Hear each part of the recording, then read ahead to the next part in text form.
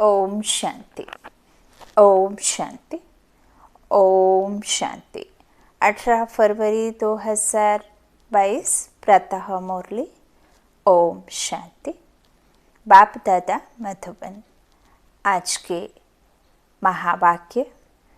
बाबा ने कहा, मीठे आज्ञाकारी बच्चे, तुम्हें सदा अतीन्द्रिय सुख में रहना है, कभी भी रोना नहीं है, क्योंकि तुम्हें अभी ऊंचे ते ऊंचा बाप मिला है।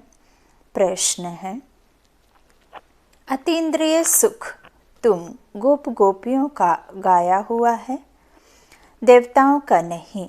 क्यों? उत्तर है, क्योंकि तुम अभी ईश्वर की संतान बने हो। तुम मनुष्य को देवता बनाने वाले हो। जब देवता बन जाएंगे तब फिर उतरना शुरू करेंगे। डिग्री कम होती जाएगी, इसलिए उनके सुख का गायन नहीं है। यह तो तुम बच्चों के सुख का गायन करते हैं। गीत है, मुझको सहारा देने वाले। ओम शांति। यह एक ने कहा या दो ने कहा? क्योंकि बाप भी है तो दादा भी है, तो यह ओम शांति किसने कहा? कहना पड़े दोनों ने कहा, क्योंकि तुम जानते हो दो आत्माएं हैं।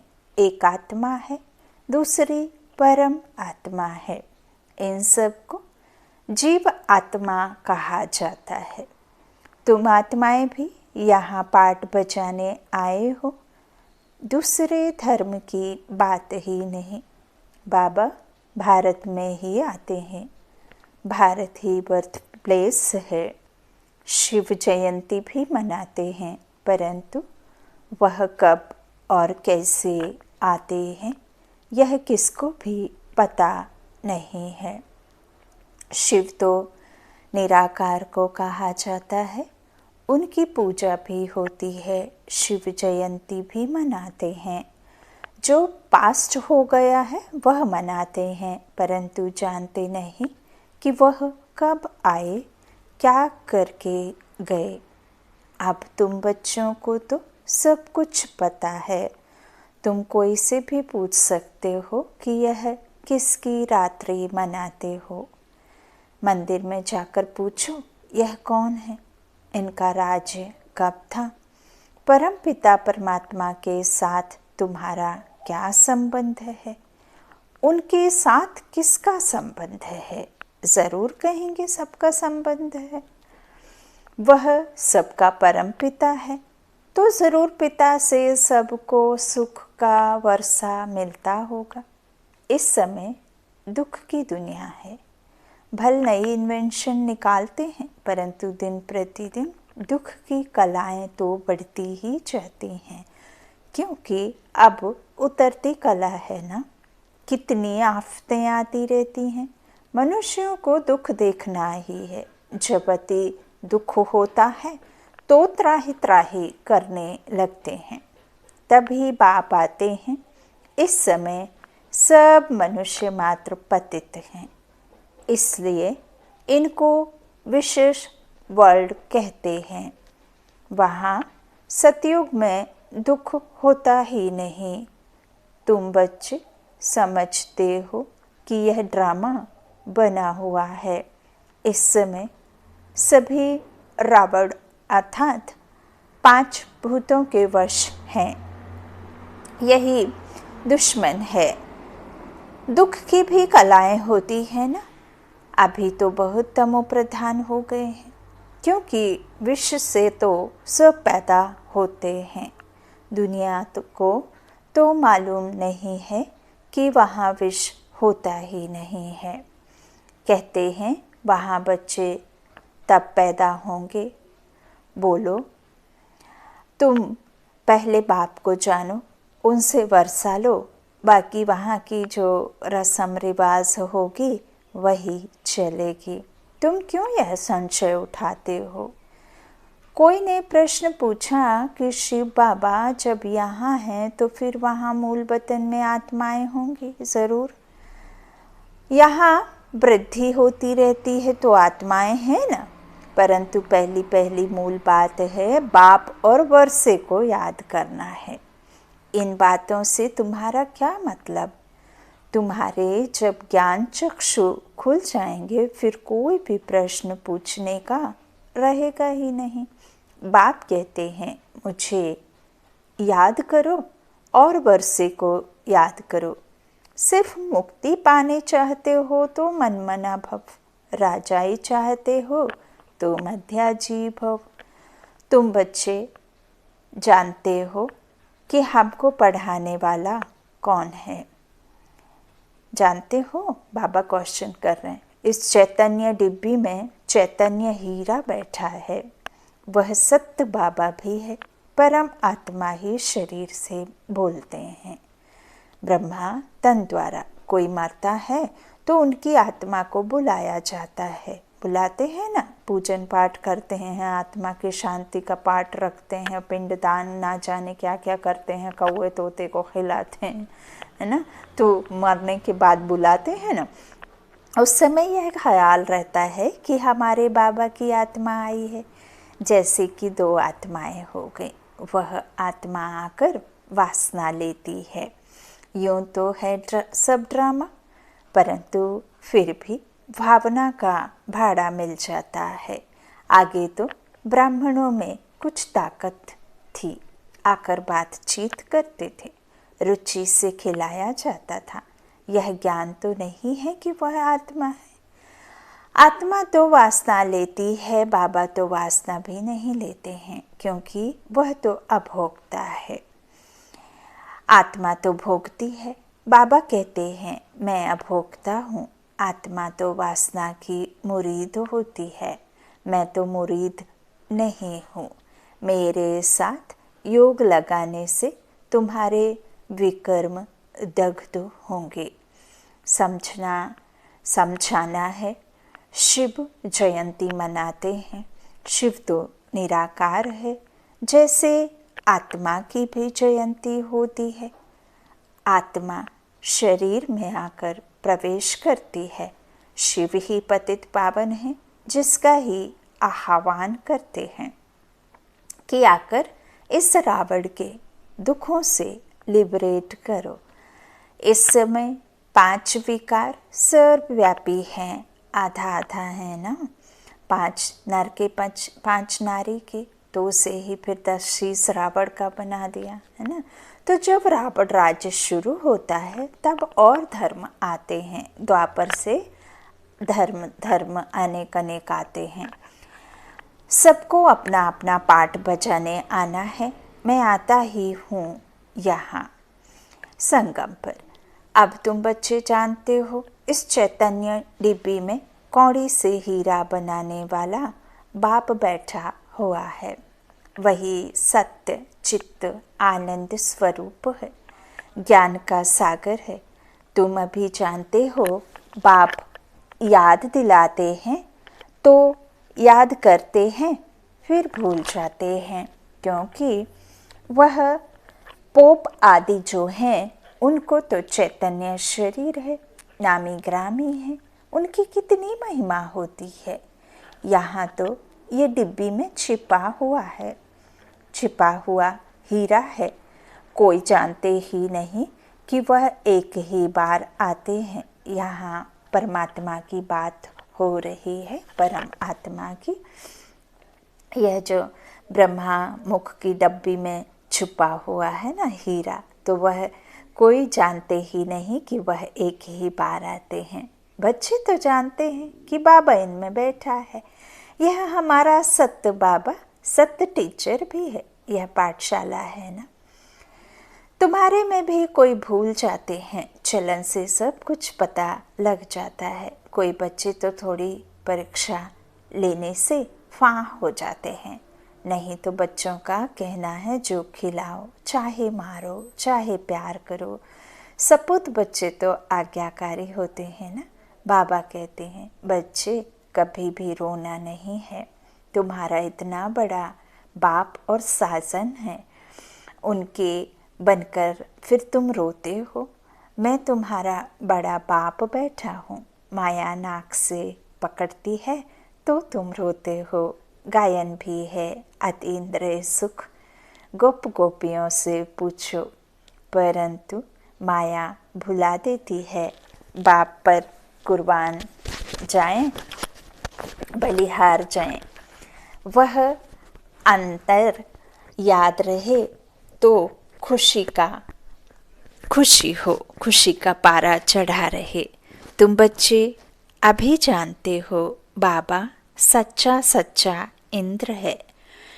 वो पानी की वर्षा बरसाने वाला इंद्र नहीं, यह ज्ञान इंद्र है। इंद्रधनुष निकलता है, उसमें रंग तो बहुत होते हैं परंतु मुख्य 3 होते हैं। बाबा तुमको इस समय त्रिकालदर्शी बनाते हैं। त्रिकालदर्शी अर्थात आदि मध्य अंत को जानने वाला, सृष्टि के चक्र को, है ना, अर्थात स्वदर्शन चक्रधारी।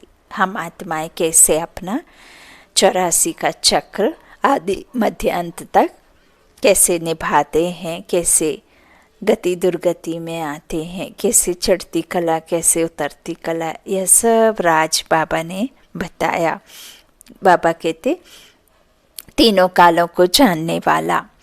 यह बातें तुम अपने से ही मिलाएंगे। तुम बच्चे जानते हो कि यह इंद्र सभा है, इसलिए बाबा लिखते रहते हैं, कोई भी भिखारी मूत पतीली मेरे सभा में ना हो। तुम भी ज्ञान डांस करने वाली परियां हो। ज्ञानेंद्र का परियों को फरमान है, कोई विशेष अर्थात भिखारी आदमी को यहाँ नहीं लाना। तुम बच्चों के पास विशेष ही वाइसलेस बनने के लिए आते हैं, परंतु मेरी सभा में नहीं लाना है। कायदे भी है ना। वैसे तो मैं यहाँ बहुतों से बातचीत करता हूँ। ईमानदार, सपूत, अच्छा बच्चा है तो लव भी जाता है। जैसे गांधी के लिए सबको लव है। काम तो अच्छा किया ना। इस बने बनाए ड्रामा को भी समझना है। यह हूबहू रिपीट हो रहा है, कोई का दोष नहीं है। रावण को तो सभी को भ्रष्टाचारी बनाना ही है। इन सब बातों को तुम बच्चे ही जानते हो, और क्या जाने। पतित पावन कहते हैं, कुछ भी समझते नहीं हैं। तुम तो वही हो जिन्होंने कल्प पहले भी बाबा को मदद की थी। सतयुग में यह थोड़े ही मालूम रहेगा कि हमने यह राज्य कैसे लिया। अब तुम जानते हो यह बेहद का बाप कितनी बड़ी आसामी है। बाप ही भारत को कौड़ी से हीरे जैसा बनाते हैं। स्वर्ग में एक ही आदि सनातन देवी देवता धर्म था, अब फिर से उसकी स्थापना हो रही है। सारी दुनिया में शांति स्थापन करना यह तो परमात्मा का ही, परमपिता परमात्मा की रिस्पॉन्सिबिलिटी है। वह बाप ही आकर सबको धन का बनाते हैं, समझाते हैं। तुम निधन के क्यों बने हो? रावण राज्य कब से शुरू हुआ है तुम जानते नहीं हो। रावण का बुत बनाकर जलाते रहते हो। इस समय भक्ति मार्ग की उतरती कला है। राम राज्य तो सतयुग को कहा जाता है। तुम इस समय हो ईश्वरीय औलाद, क्योंकि कला कम होती जाती है। इस समय तुम्हारे में बड़ी रॉयल्टी चाहिए। तुम हो मनुष्य को देवता बनाने वाले। अतीन्द्रिय सुख भी गोप गोपियों का ही गाया हुआ है। ऐसे कभी नहीं कहा है कि अतीन्द्रिय सुख लक्ष्मी नारायण से पूछो, परंतु गोप गोपियों के लिए कहा है, क्योंकि वह ईश्वरीय औलाद हैं, है ना। गोपी बल्लभ कौन? और गोपी बल्लभ का जो लव है वो गोप गोपियों से ही पूछना है ना। तो क्योंकि वह ईश्वरीय औलाद है। देवता बनते हो फिर डिग्री कम हो जाती है। राजाएं कितना दबदबे से चलते हैं, परंतु हैं तो सब तमो प्रधान। बाबा कहते, तुम्हारे पास चित्रों में ब्रह्मा का चित्र देखकर बहुत मनुष्य मूंझते हैं। मूंझते क्या है, उल्टा सीधा भी कहते हैं ना। तो तुम मनुष्यों के पास, बाबा कहते हैं कि उनको देखकर मूंझते हैं, तो तुम बच्चों के पास लक्ष्मी नारायण का चित्र एक त्रिमूर्ति सहित है ना। ऊपर में शिव परमात्मा है, फिर तीनों को दिखाया है, किसके द्वारा पालना, किसके द्वारा विनाश, किसके द्वारा स्थापना, है ना। तो ये तीनों का नीचे है त्रिमूर्ति का चित्र, ऊपर में शिव, रचता बाप, नीचे रचना किसके द्वारा होती, कैसे कराते। तो एक बिगर त्रिमूर्ति के भी हैं, उनमें सिर्फ शिव दिखाया हुआ है। तो दोनों रखना चाहिए। अगर कुछ ब्रह्मा के लिए बोले तो कहो किसके शरीर में आवे, है ना। अब भूत जब चलती फिरते शरीर का जो है अपना ले लेता है, धारण कर लेता है, तो ये तो सुप्रीम सोल है, परम पिता परमात्मा है। वो जो फर्स्ट में है वही अंत में है, उसके ही पतित तन में आते हैं, क्योंकि ये है ही पतित दुनिया। अब यहाँ तो पावन दुनिया है नहीं जो पावन तन ले लेंगे। किसी बच्चे का लेंगे तो भी कोई बच्चा, इतने बड़े बड़े एज वालों को कोई बच्चा बच्चा कहकर बुलाए तो भी डाइजेस्ट नहीं होगा। तो इस बूढ़े तन का आधार लिया। ब्रह्मा सरस्वती ही लक्ष्मी नारायण बनते हैं, जरूर ब्रह्मा तन में ही आवे, तब तो ब्राह्मण पैदा हो, नहीं तो इतने बच्चे कैसे हो सकते हैं। यह ब्रह्मा के बच्चे ब्रह्म कुमार कुमारियां हैं। तुम भी ब्रह्म कुमार कुमारी हो। प्रजापिता बिगर सृष्टि कैसे रचेंगे। अब बाबा कहते यह अब नई सृष्टि रच रहे हैं। हो तुम भी, परंतु तुम मानते नहीं हो। अगर अभी ब्राह्मण नहीं बनेंगे तो देवता भी नहीं बन सकते, यह भी समझते हैं। यहाँ आएंगे वही जिनका सैंपलिंग लगना होगा। बाप कितना अच्छी रीति समझाते हैं। बाबा हर एक की अवस्था को भी जानते हैं। कोई किस चीज का भूखा, कोई फैशन का भूखा, बाबा से आकर पूछो, बाबा हम ठीक चल रहे हैं, यह हमारी बात राइट है या रॉन्ग। तो भी समझें कि इनको डर है। देखो गांधी जी को सभी ने कितनी मदद दी, परंतु उसने खुद नहीं खाया, सब देश के लिए किया। वह गांधी तो फिर भी मनुष्य था। यह तो बेहद का बाबा है। शिव बाबा तो दाता है, सब बच्चों के लिए ही करते हैं। पूछा जाता है तुम 1 रुपया क्यों देते हो, कहते हैं शिव बाबा को देते हैं 21 जन्मों का वर्षा पाने के लिए। ऐसे कोई नहीं समझे तो मैंने दिया, हाँ मैं तो 21 जन्मों का वर्षा लेता हूँ। तो आपने दिया ही क्या उसके बदले। तो बाबा तो गरीब निवास है, 21 जन्मों का वर्षा देते हैं। यह बुद्धि में रहे, सब कुछ बच्चों के काम में आता है। गांधी भी काम में लगाते थे, अपने लिए कुछ भी इकट्ठा नहीं किया, अपने पास भी जो कुछ था वह दे दिया। देने वाला कभी खुद इकट्ठा नहीं करता। सन्यासी छोड़कर चले जाते हैं, फिर आकर इकट्ठा करते हैं। उन्हों के पास तो बहुत पैसे हैं, कितने फ्लैट्स हैं। वास्तव में सन्यासियों को 1 पैसा भी हाथ में नहीं होना चाहिए। लॉ ऐसे है, वह कभी दानी नहीं हो सकते। तुमको तो बाप की राय पर चलना है। बाबा यह सब कुछ आपका है, जैसे आप कहेंगे ऐसे काम में लगाएंगे। बाबा डायरेक्शन देते रहते हैं, बच्चों को अमल में लाना है। अच्छा मीठे मीठे सीखी लाधे बच्चों प्रति माता पिता बाप दादा का याद प्यार और गुड मॉर्निंग। रूहानी बाप के रूहानी बच्चों को नमस्ते। हम रूहानी बच्चों के रूहानी माता पिता बाप दादा को याद प्यार और गुड मॉर्निंग। शुक्रिया बाबा, मीठे बाबा, प्यारे बाबा, सबका साथी सबका सहारा। धारणा के लिए मुख्य सार है। पहला बाबा ने कहा कदम कदम बाप की राय पर चलना है, पूरा पूरा बलिहार जाना है, जहाँ बिठाए जो खिलाए, ऐसा आज्ञाकारी होकर रहना है।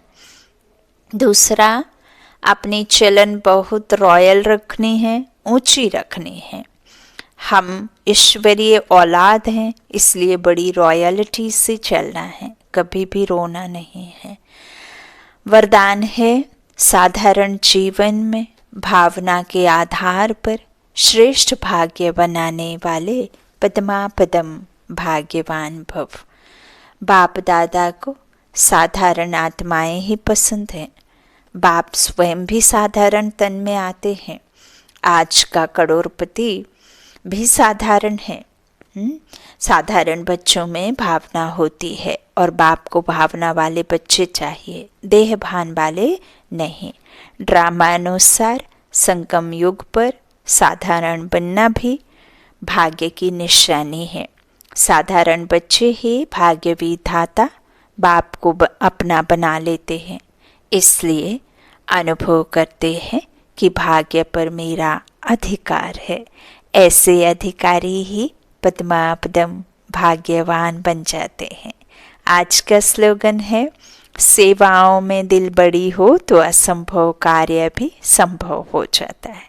सेवाओं में दिल बड़ी हो तो असंभव कार्य भी संभव हो जाता है, हो जाएगा। ओम शांति, ओम शांति, ओम शांति।